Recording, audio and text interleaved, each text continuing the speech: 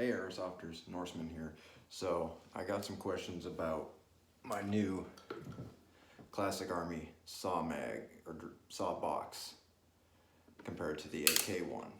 So I decided to make a quick video about it. First, sorry about the low quality. This is my cell phone. Still working on everything for World of Airsoft on YouTube. It is not done, so this is not going to be the best, but it'll work. So again, this is box mags for my A&K saw, which is HPA'd. I had it for almost a year now, and I love it. The problem I've run into is I have had 3 of these AK Airsoft box mags. I have 2 of these. The other one's upstairs, actually torn into pieces because it was raped to repair this one. And the small one. Now, first I'll talk about these. So this online is a 1500 round, I think. I thought it'd be a good spare. The reviews all said that the sound activation worked really well on it. I have to tell you, it's junk. I tried it once. It's crap.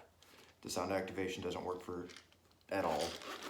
So the button is almost impossible to get at to wind.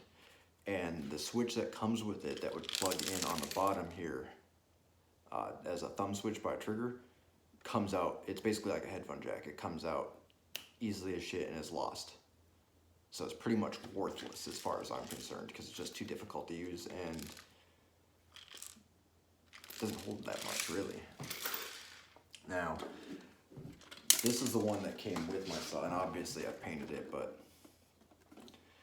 big complaints I've had with it is, besides the fact that this release is majorly in the way of when this is inserted in the weapon, it becomes a pain in the ass. You can't insert this first before you put this all in, and then you can't insert this with this all the way up, so you have to like half insert it, put this in, and it's kind of a pain in the butt. The other issue is the switch down here is awfully small. Now the sound activation on it worked great on both of these that I've had. Until I HPA'd it, and then they worked half the time. Holds 2,400 rounds, and I have to say they're fragile. I've had both break. BBs get into random places where they're not supposed to be. I took both of them apart and had to repair them, or solder them and repair them and cannibalize them to make one work. So in the course of a year, 3 of these essentially have broke on me, and it's not mistreatment. I don't drop these things, I don't throw them around. They pretty much stay in the weapon all the time.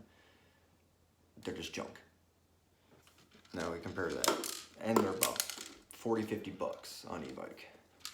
Now the Classic Army one, according to some things I read online, should work. I haven't tried it yet. Now the things I like about it to start with, it seems a little heavier, and it's $100 bucks. And it seems a little sturdier. The color is not the same, but that's all right. Now, this lever doesn't come as far up as it does on the AK one, so I'm hoping I don't have issues with, it's not as difficult to put this into the weapon and put it into action. The button is huge. That's gonna be easy to get at. Another thing I like about it is, compared to my 8K one, double A's versus a 9-volt. Now, I always had issues with these double A's when you're running around coming out of here, and then it wouldn't work. So I always had to tape it in. And as you can see, I have modified this to try and avoid BBs falling into places they're not supposed to be. I've rolled tape and put it in, tried to make it work. I've had to do a lot of soldering in this multiple times. In fact, the day 1 out of the box, and this thing is brand new, this did not work. It had to be fixed.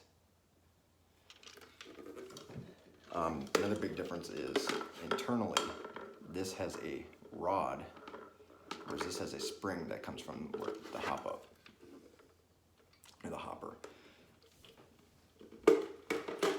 So from the start, this just seems like better. And when you look inside, the AK one is internally just not as well put together as this one. You look in here and there's like actual easy disconnect plugins and all sorts of like stuff, whereas that AK one is just looks like it's thrown together by a 2-year-old and soldered. Now, again, this one doesn't have the sound activation, but since my saw is HPA, that hasn't worked anyways. So here's going to come the big test, and this is what I had questions about from other people. Will it fit in my Mark 46? Because again, this is an A&K. This is not a Classic Army.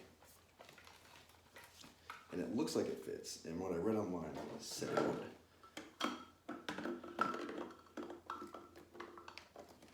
Now it does seem that the Classic Army one, this fitting mount here, seems wider. It might be shaped down a little bit.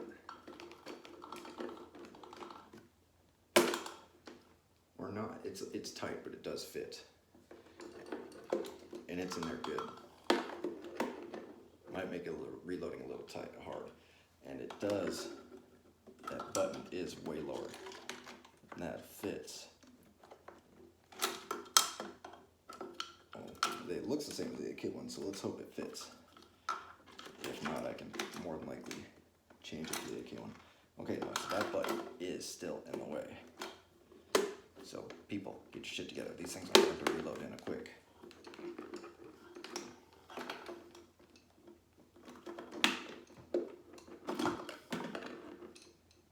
Try this again.